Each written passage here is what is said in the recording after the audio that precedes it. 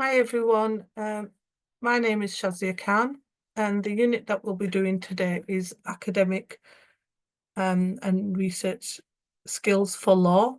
And the unit learning outcomes is 4 learning outcomes and then the assignment discussion session, which we'll be going through. So before I go through the learning outcome that we're doing today, I'm just going to go through the specification for the unit as well, so you've got a better idea of what we're doing. So the unit title is Academic and Research Skills for Law. It's a level 3 unit, and the grading structure is a pass or a fail for this. So we would look at the elements of what you would get when it comes to doing your assignment discussion. So the unit aim is to introduce students to the fundamental skills of development and basic elements of research, things like researching case law, statutory law, and it helps students understand how to read cases and statutes. We'll be looking at academic writing and approaches to academic writing, as well as developing skills such as completing citations and references for their work. So we'll be looking at 4 learning outcomes and then the assignment discussion, which I mentioned. So the first learning outcome is to understand how to research case law. And then the second learning outcome is to understand how to research statutory law. And then third learning outcome, be able to apply the skills of legal citation. And fourth learning outcome, being able to identify personal strengths and areas for development in relation to academic research and writing skills. And to pass the unit, it's a coursework of 2,500 words, and you must meet the learning outcomes, learning outcome 1 to learning outcome 4 to complete that coursework. Some indicative reading lists there: Legal Analysis by William H. Putman and Legal Research by Joanne Hames that you can refer to. Additional reading ebooks will be available on Moodle for you. So that's quick going through the learning modules unit specification with you. This is available on Moodle for you. So Moodle is your virtual learning environment that you need to go on for any sort of additional reading and your assignment brief and your specification. So now we're just going to go on to the learning outcome, which is learning outcome 2 in this instance. Sorry, learning outcome 1. Sorry about that.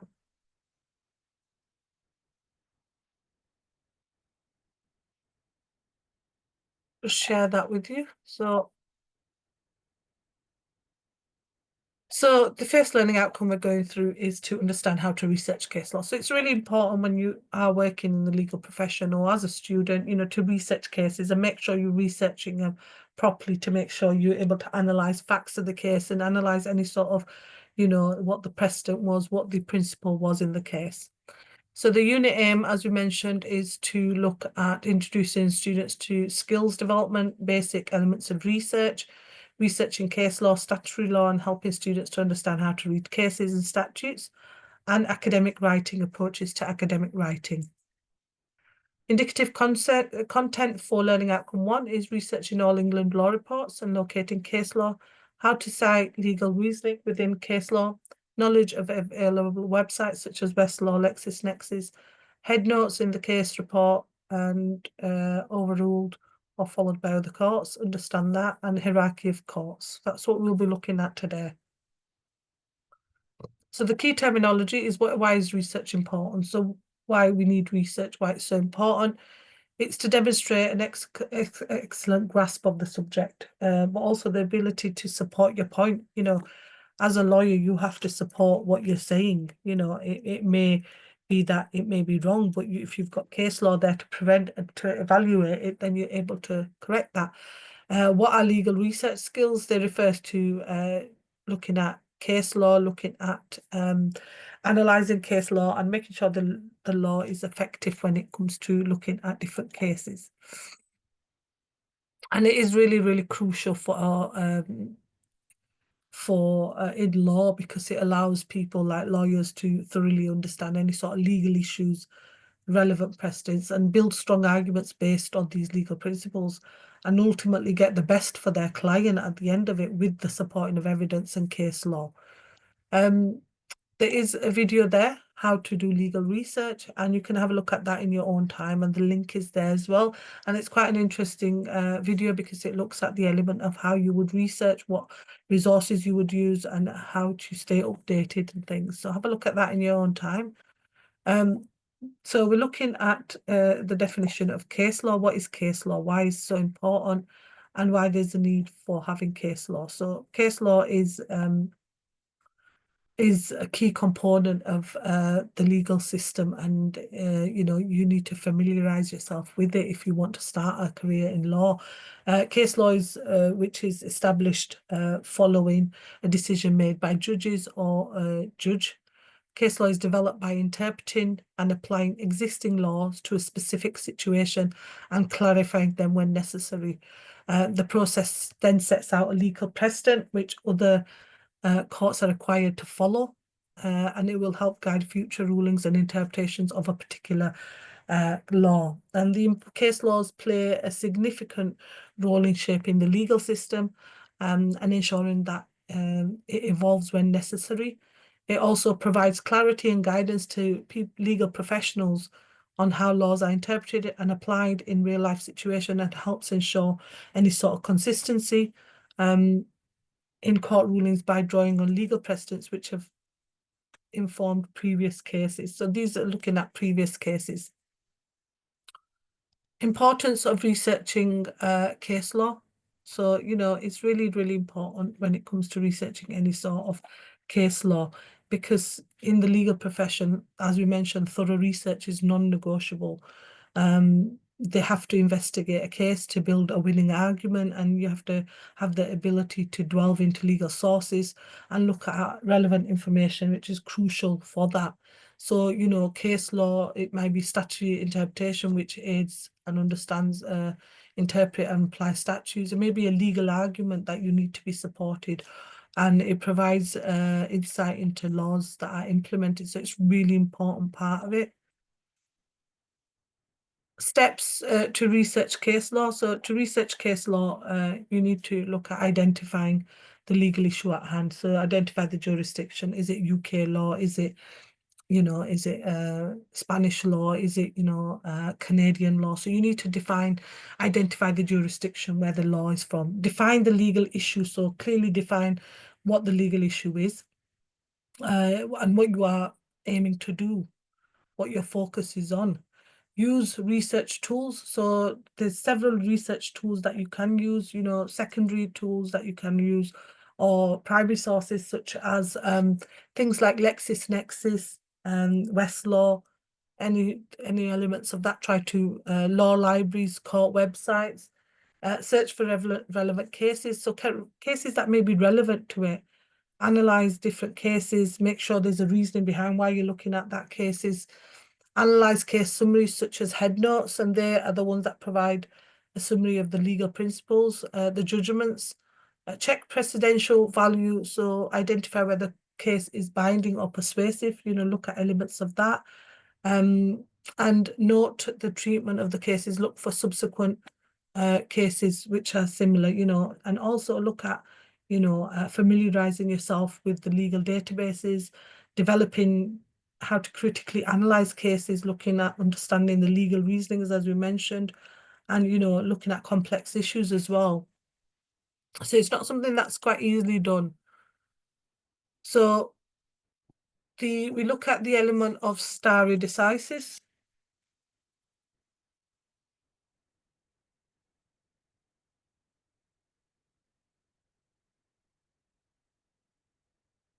Stare decisis, which is the principle of decisions made by higher courts, and ratio decidendi obiter dicta is the legal reasoning and the additional remarks.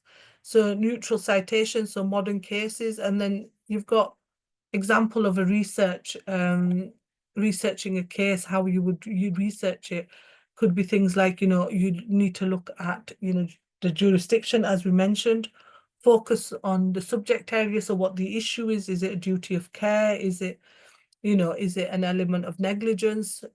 Use Westlaw, LexisNexis, and then filter it down to results from Supreme Court, House of Lords, and then locate any sort of cases that are similar. It's really important that you look at any cases that are similar to the cases that you're going through, because, that will help you come up with a decision. Challenges in researching case law. So the most challenging part of legal research is to make sure that your case law uncovered is most relevant and authoritative to the matter on hand. So make sure that, when you're looking at what you're looking at, know what you should know, that there will be challenges in that, and you should make sure that, you are researching what you need to be researching rather than moving away from it.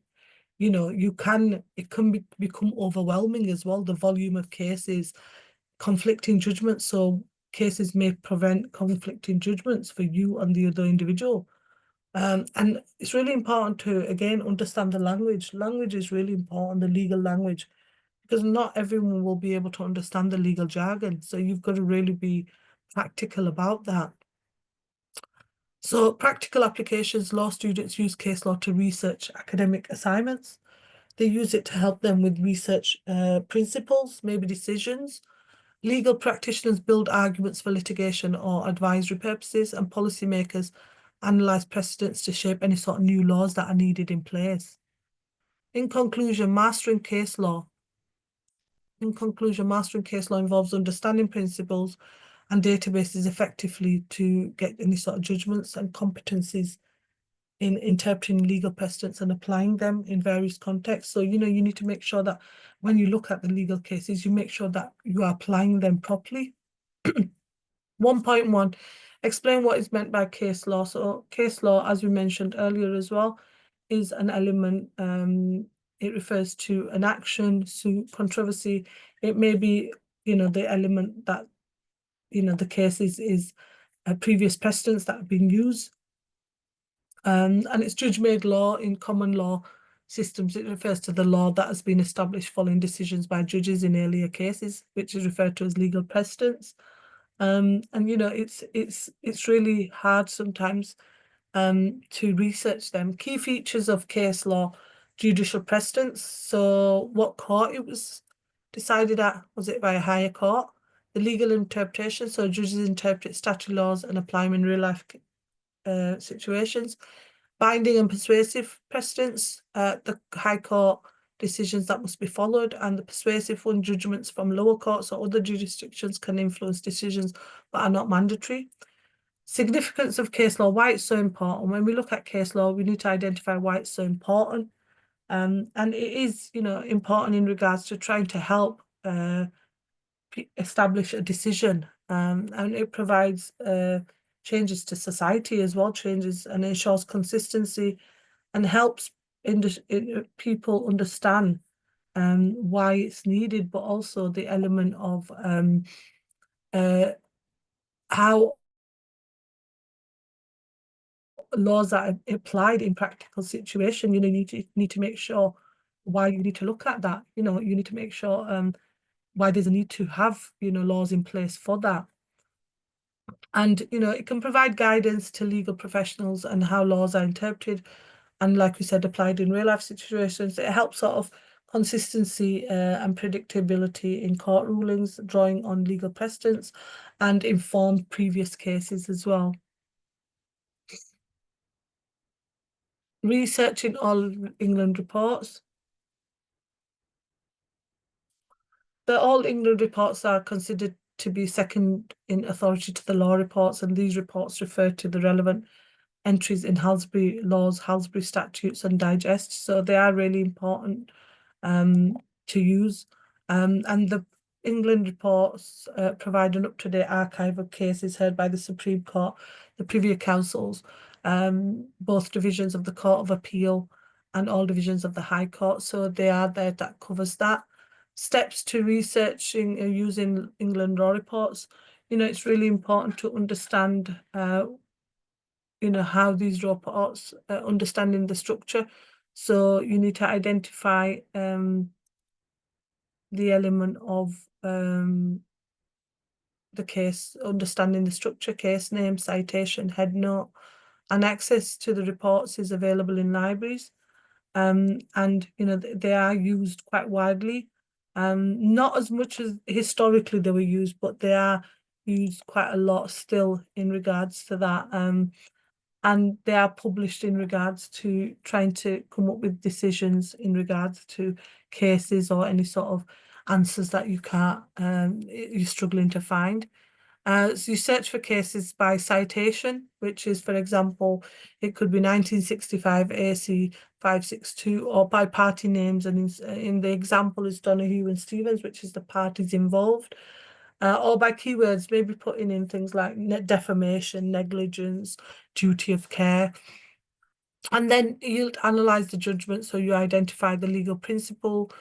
You'd look at additional remarks from the judges and check the treatment of the case using online tools for all English reports. And the two popular ones are LexisNexis and Westlaw, which is used quite a lot by students to help them support when looking for legal research. So locating case law. So there's different ways of locating case law, and there are, elements of what you'd use. So there are resources. Firstly, you need to define the legal issues. Identify what you are looking for, because that's so important when it comes to legal research. Make sure you know what you're looking for. What's the legal dispute? Again, defamation, whatever. Use reliable sources. So again, All England reports, weekly reports, databases. Again, the law reports you could use, which is the more authoritative series. Then you have the All England reports, a series of wide coverage, and then you can also have Current Law Case Citator, which is a traditional printed aid to locating and checking case law. And then you've got the elements of looking for electronic resources as well, databases such as Westlaw. It could be Bailey, LawSite, Westlaw, LexisNexis, and search methods. So by citation, by keywords, or by the court judgments. You would look at identifying where the case was, confirm the authority, maybe put in the court details. You could look at identifying, selecting the court, the jurisdiction, where it was, making sure that, you've put the right court in, or maybe, like a keyword that could find it. Analyze case law. Once you've found it, thoroughly go through the case, read the head note, and study the ratio descendant. So study the legal principle of the case, why that's needed, and check for the citations. Check that the case is right on Westlaw or LexisNexis, and make sure that the cases are cited properly for you to understand the elements of that case. Practical example, case of Donahue and Stevenson.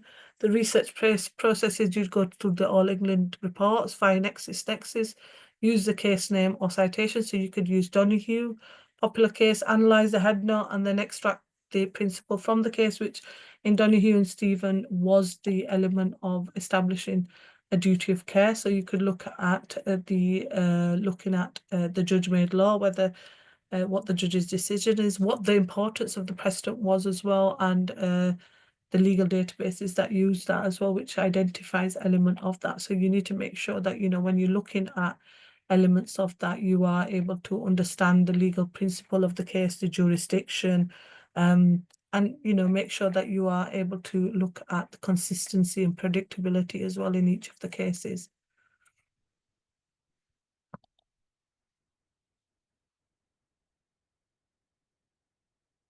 And in conclusion to that, understanding case law and using resources like All England reports are essential for legal research. They are tools to guide you for ensuring a clear interpretation of legal principles and application of law. And researchers can locate cases efficiently if they apply, them effectively, maybe putting in the legal issues, identifying elements of that, making sure that you're looking at the issue around that. And making sure you're putting the fully citation in, and you're putting the correct information to make sure that you have identified what you are researching rather than moving away from that. You need to make sure that you are able to identify what you are looking for. So the next slide is 1.2, which is to identify examples of case law. So case law decisions and principles that are used, and we are going to look at a series of case law examples that are quite famous case laws in looking at how these case laws was established. So the first case law is Donoghue and Stevenson, and I'll give you a little bit on the facts of the case. So on 26th of August 1928, Mrs. Donoghue's friend bought her a ginger beer from Wellmeaden Cafe in Paisley. She consumed about half of the bottle, which was made of dark opaque glass, when the remainder of the contents was poured into a tumbler. At this point, the decomposed remains of a snail floated out, causing her alleged shock and severe gastroenteritis. Mrs. Donoghue was not able to claim through breach of warranty of a contract. She was not party to any contract, therefore she issued proceedings against Stevenson, the manufacturer, which snaked its way up to the House of Lords. The issues in this case that was identified is the question for the House of Lords was if the manufacturer owed Mrs. Donoghue a duty of care in the absence of contractual relations, contrary to established case law. So Donoghue was effectively a test case to determine if she had a cause of action, not if she was owed compensation for any damages.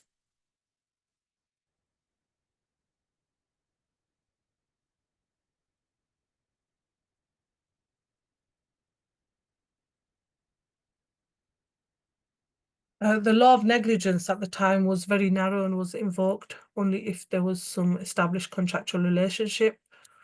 The decision the House of Lords made in this case, let's go back, sorry. The House of Lords found that Mrs. Donoghue, with the leading judgment delivered by Lord Atkin, the ratio decidendi of the case is not straightforward. It could interpret as narrow as to establish a duty not to sell opaque bottles of ginger beer containing the decomposed remains of a dead snail to Scottish widows. The rule that you are to love your neighbours becomes in law. You must injure your not injure your neighbour. And the lawyer's question, what is the neighbour? The analysis of Donoghue and Stevenson was the first attempt case to survey the dependence of negligence on contract. The Donoghue and Stevenson, the case, established a fundamental principle in English law, the modern concept of negligence, specifically the duty of care. Prior to this case, the law negligence was largely confined with the bounds of contractual relationships. Donoghue and Stevenson expanded this by establishing a duty of care could exist independently of a contract. The next case, which is another quite famous case, is the case of Donoghue, Carlisle and Carbolic Smoke Ball, 1893. In this case, I'll give you a little bit of the facts, and then the defendant, the Carbolic Smoke Ball Company, placed an advertisement in a newspaper for their products, stating that any person who purchased and used their product but still contracted influenza despite properly following the instructions would be entitled to a £100 reward. The advert further stated that the company had demonstrated its sincerity by placing £1,000 in a bank account to act as a reward. The claimant, Mrs. Carlisle, thus purchased some smoke balls and, despite proper use, contracted influenza and attempted to claim the £100 reward from the defendants. The defendants contended that they could not be bound by the advert as it was an invitation to treat rather than an offer, on the grounds that the advert was mere puff and lacking true intent. Then an offer could be made to the world. The claimant had not technically provided acceptance, the wording of the advert was insufficiently precise, and that there was no consideration as necessary for the creation of a binding contract. The issue that was held in this case was whether the advert in question constituted an offer or an invitation to treat, and the legal principle defined the concept of unilateral contract and binding nature of advertisements, and the case summary was the company promised £100 to anyone who contracted influenza after using it. The court held the advertisement constituted a valid offer binding upon acceptance. Then another famous case is the case of R. and Dudley Stevens, 1884. In this case, the two defendants and a boy between the ages of 17 and 18 were cast away in an open boat at sea following a storm. The boat drifted in the ocean and was considered to be more 1,000 miles from land. After 7 days without food and 5 without water, S suggested that lots should be drawn from the loser being put to death to provide food for remaining two. Subsequently, however, D and S colluded to the extent that the boy should be killed so that they could survive. On the 12th day, with the agreement of S, D killed the boy and both the defendants ate him for the following 4 days until rescue. It was argued that the defendants believed that in the circumstances they would die unless the boy was killed. In this case, the issue was in context was whether there was justification in killing the boy in order for the defendants to survive. In other words, where the defendants could plead that killing was necessary and thereby gave rise to defense to murder. And the legal principle examined the defense of necessity in cases of murder. And the case summary, as I've just gone through, and the decision of necessity was not available as a defense to murder on these facts in that case. So you could see how the law applies in regards to elements of looking at case law. Knowledge of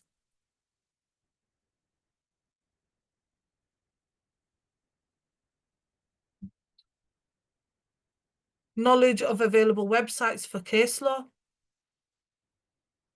Sorry, I've just missed a slide. There was another slide with referencing other cases, which was Entic and Carrington, and Caparo and Industries, which looks at the legal principles and the case summary as well. Citing legal reasoning involves referencing the decisions binding upon the individual, or how to cite legal reasoning. So to cite legal reasoning,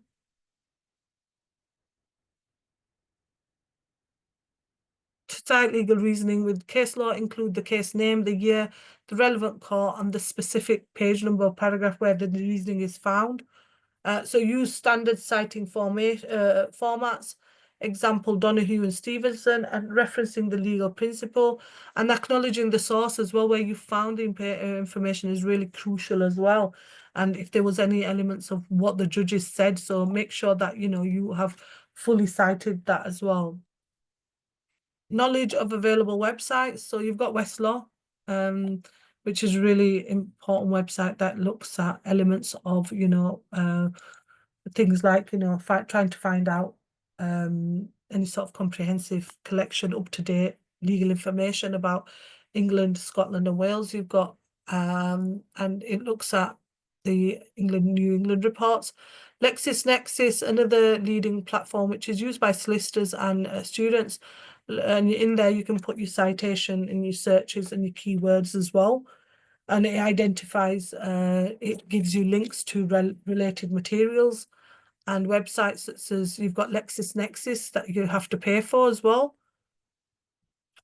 You've got other websites such as Bailey, which is the British and Irish Legal Information Institute, which is used to cover Supreme Court, Court of Appeal and High Court decisions.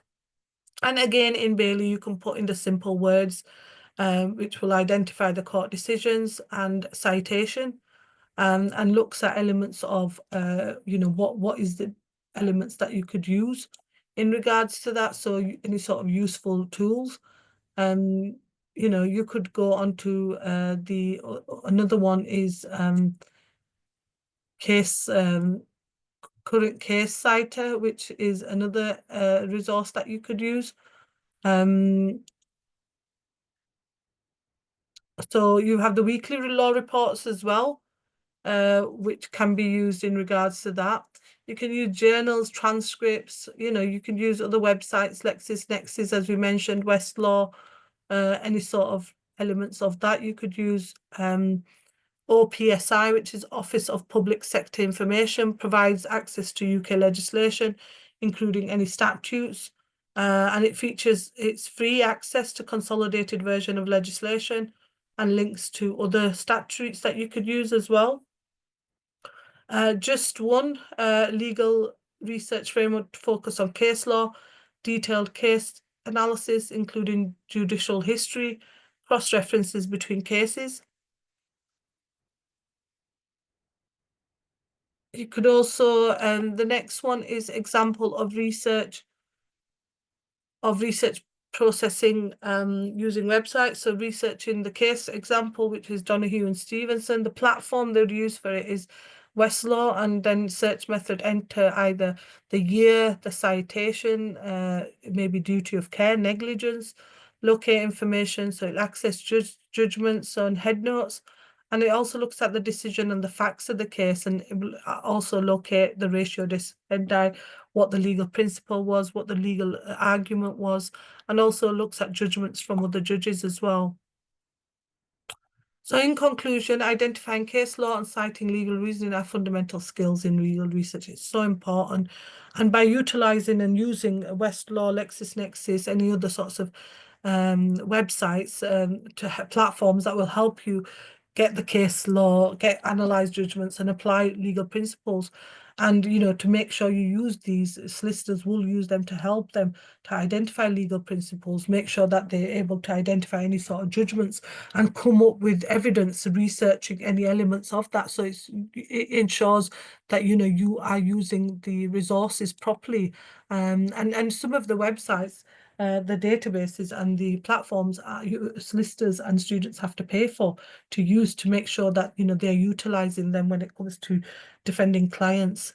1.3, explain how case precedent is followed by other courts. So the doctrine of judicial precedent is fairness and is required for courts to follow, and the principle of stare decisis and obiter dicta as well. So these are elements that need to be followed. Case law precedent, also known as we said stare decisis, is followed by other courts through a system where the lower courts are bound to follow decisions made by higher courts in similar decisions, essentially applying the legal principles established in previous rulings of new cases with comparable facts, ensuring consistency and predictability in legal system. This means a judge must consider and generally adhere to decisions made by courts above them in the judicial hierarchy. Decisions from higher courts are considered binding authority on lower courts, meaning that they must be followed unless there's compelling reason to deviate. Each jurisdiction has a hierarchy, court hierarchy, with the highest courts decisions binding on the lower courts. And while a court is generally bound by precedent, they can distinguish a case if the facts of the current case are significantly different from the precedent case, allowing them to apply a different legal outcome. And in rare cases, a higher court may choose to overrule a previous decision, effectively changing the law on a particular issue, usually only done when the earlier decision is considered to be clearly wrong or outdated.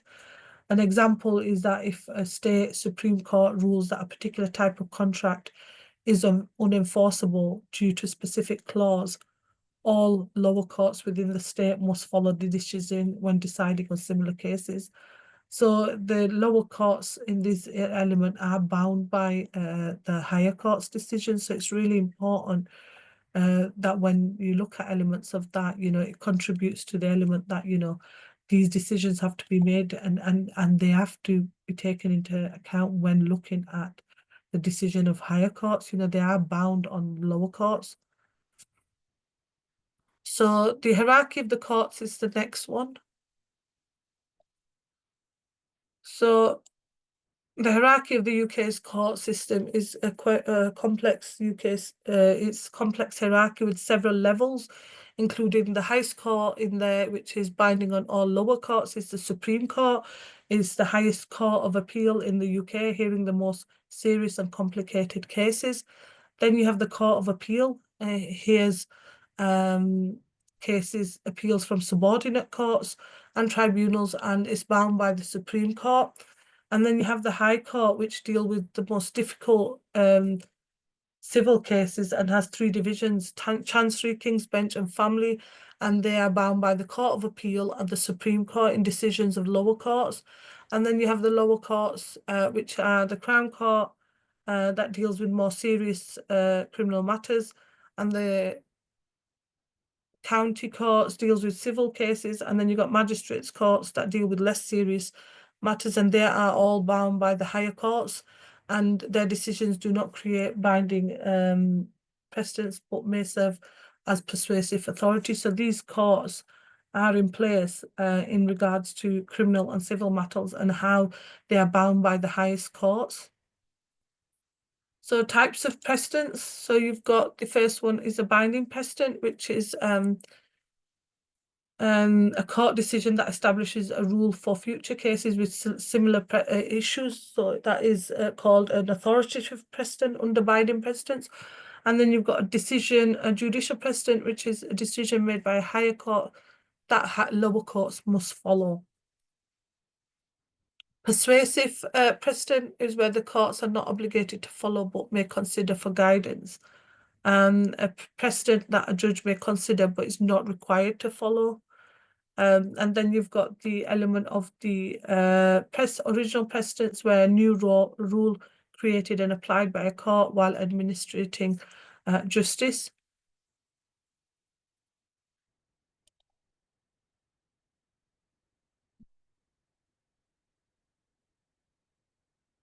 And the original precedent, the famous case for that is the case of Donoghue and Stevenson in regards to a duty of care.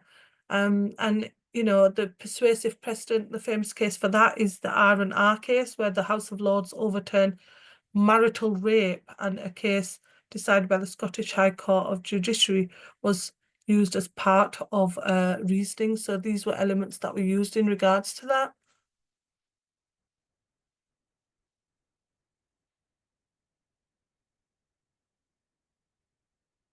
So components of a case report. So you've got different components of a case report.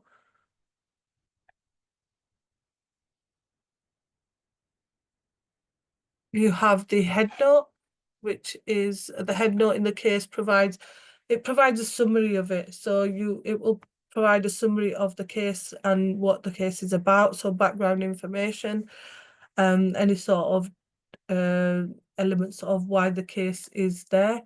In regards to you know, the summary of the case. So, you know, it could include things like the name of the parties involved. So, you know, the plaintiff and the defendant in this case, and who's the defending the claim, the court as well. So the court where the case was decided. So it could be, you know, the jurisdiction as well, including it could be the Supreme Court, District Court, Crown Court. So that looks at the court. The judgment date as well, which is really important when the decisions were made. Legal issues, so the key points addressed, the key questions presented in the case that court needs to answer, and the outcome as well. So the brief statement of the judgment, why the decision was made, what are the legal principles. So these are elements that will be identified. Importance of the head note in regards to elements of, you know, whether there's a need for the cases, why the head notes are so important. The head note is there to summarize the key facts in regards to a case. So, you know, summary of the facts of the judgment, summary of the facts of the case, first the facts and the issues of the case, and it also helps researchers quickly determine the relevance of a case as well, whether it's important or not. And head notes appear, like we said, at the beginning of the case, and it's for the reader to understand what the case is about, and enables them to see what the current issues are. So it looks at the facts of the case and it identifies the principles. So for example, they've given the example in Donoghue and Stephen, the head note highlights the creation of the neighbour principle and its application in negligence law. So it identifies the element of the case itself.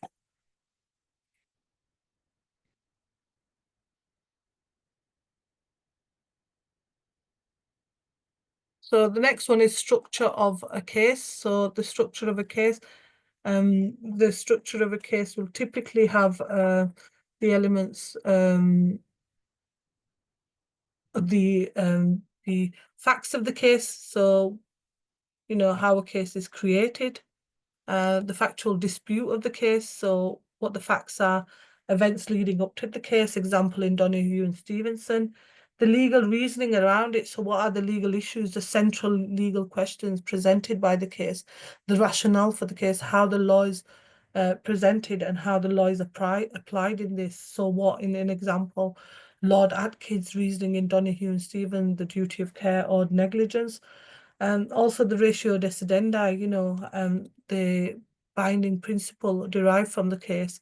And the example used is the Donoghue and Stevenson case, where the ratio was that manufacturers owe the duty of care to end consumers if harm is foreseeable. The obiter dicta as well, which is comments on observations by the judge. An example in the Donoghue and Stevenson on broader implications of the duty of care where obiter. And then the judgment, so the final decision, the court's final ruling on the legal issues presented in the case, the reasoning, explanation of the court's rationale for reaching its decision, including legal concepts and aspects, analysis of the facts. A well-structured case, should be easy to follow with clear headings and logical progression of information. You need to maintain, avoid any sort of, make sure that the discussion of the legal relevant law is applied and the legal principles is presented when presenting the structure of a case. So how precedents is followed. So you've got precedent is followed by judges in a court ruling, court system adhering to the principle of stare decisis, as we mentioned before, which means to stand by things decided, where courts are bound to follow decisions made in previous cases with similar facts by higher courts in the same jurisdiction. Essentially applying the same legal reasoning to similar situations to ensure any sort of consistency and fairness in the law. Lower courts must follow the rulings of the higher courts. And the first one is application in regards to that. Lower courts, as we said, must follow the rulings of the higher courts. In negligence, courts really apply the duty of care principle from Donoghue and Stevenson. So identifying previous cases, distinguishing. So if a judge believes a previous case is not directly applicable to the current situation, they can distinguish the case by highlighting significant factual differences. And the example, Donoghue and Stevenson, was a product defect causing financial loss may be distinguished from one causing physical harm. The overruling principle is, in rare circumstances, higher courts may choose to overrule a previous decision if they believe it's no longer good law, usually only done when there are compelling reasons to do so. Example, the Supreme Court may overturn a Court of Appeal decision if deemed inaccurate. And then following direct applications of precedent where the facts are legal issues. Example, Capara case, refine the duty of care test from Donoghue. According to the doctrine of precedent, a court is bound, as we said, by decisions above it. But it's really important that the element of doctrine of legal precedent is used in courts, because they need to rely on past decisions and make sure they are used. Practical example, the case of Carlisle and Carbolic Smokeball, which I went through the facts earlier on, just a little bit brief identification of that. So the company advertised £100 would be paid to anyone who used their product and contracted influenza. Mrs. Carlisle followed the instructions and contracted influenza, but the company refused to pay. Legal reasoning around that was the court found the advertisement constituted a unilateral contract. The ratio decidendi was advertisements can be legally binding if they are specific and demonstrate an intention to create legal relations. And the obiter dicta in this case is the court noted that a vague or exaggerated claim in advertisements might not always result in enforceable contracts. In conclusion to that,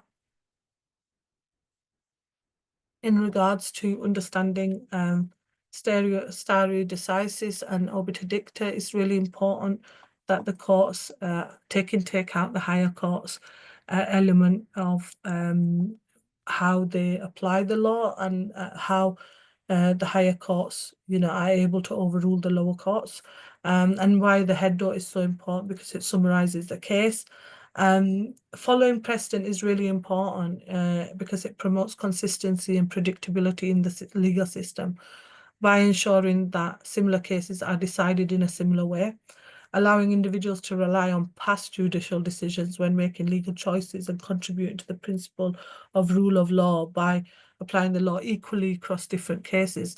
Essentially, it means courts are bound to follow decisions made in previous similar cases, creating a sense of fairness and stability in the legal process.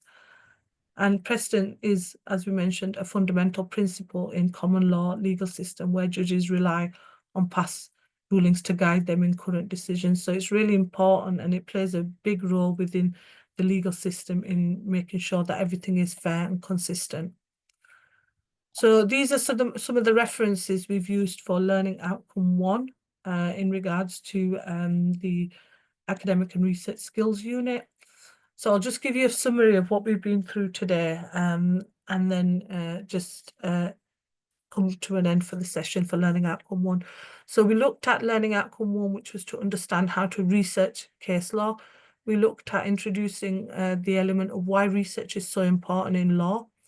We looked at the definition of case law and the importance of researching case law. Steps to research case law, so identifying the jurisdiction, defining the legal issue, using research tools like LexisNexis, online tools, law libraries. We looked at the element of key concepts in case law, stare decisis, ratio decidendi, and obiter dicta, and we looked at example of researching a case. We also looked at challenges in researching case law and elements of 1.1, which is to explain what is meant by case law.